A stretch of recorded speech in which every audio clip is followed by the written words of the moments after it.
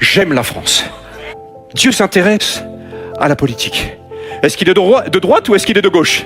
Ça vous fait sourire, mais réfléchis bien. Si Dieu n'est ni de droite ni de gauche, si ça n'a aucun sens de dire ça, pourquoi toi tu l'es? Ah ah. C'est quoi la droite? On y va?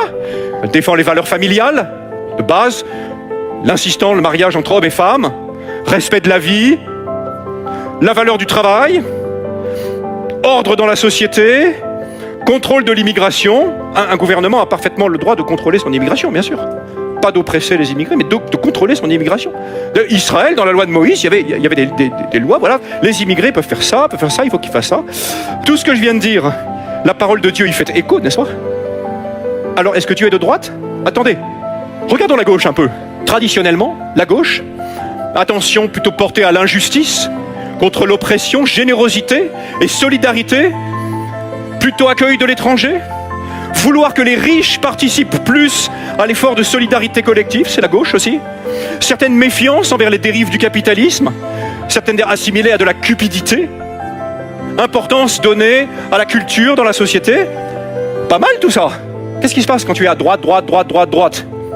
Eh ben, ça a le risque d'une perte de sensibilité par rapport aux injustices, à la misère, un certain pharisaïsme. Être conservateur, on est des conservateurs. Est-ce que Dieu est un conservateur? Dieu n'est pas un conservateur.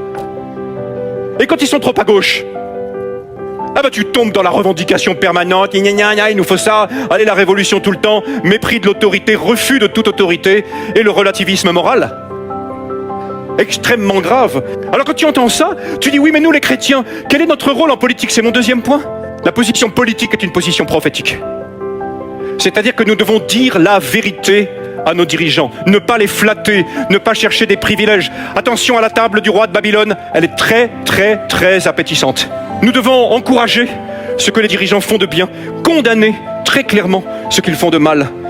Nous n'avons rien à faire avec le roi de Sodome, avec ses richesses, mais nous pouvons lui parler, mais nous pouvons l'avertir, mais nous pouvons prier pour lui.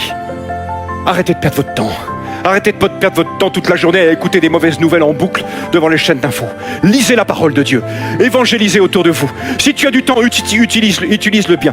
Détoxifie-toi de la politique. Ne suis pas aveuglément des lignes partisanes qui ont été créées par des hommes qui appartiennent à des royaumes qui vont être réduits en poudre. Engage-toi pour le bien de la cité, mais ne renie rien à ta foi. Et prions pour nos gouvernements.